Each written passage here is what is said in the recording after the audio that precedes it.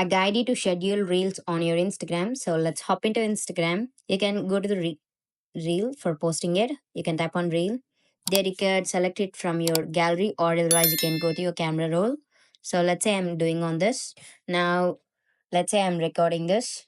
Now if I need to be, I can tap on next. There I can add a filter.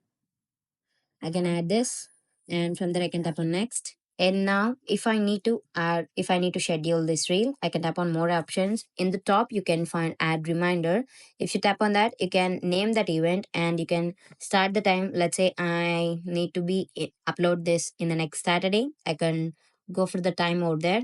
I can select 7:40 a.m. and I can tap on done, and I can tap on end time optionally.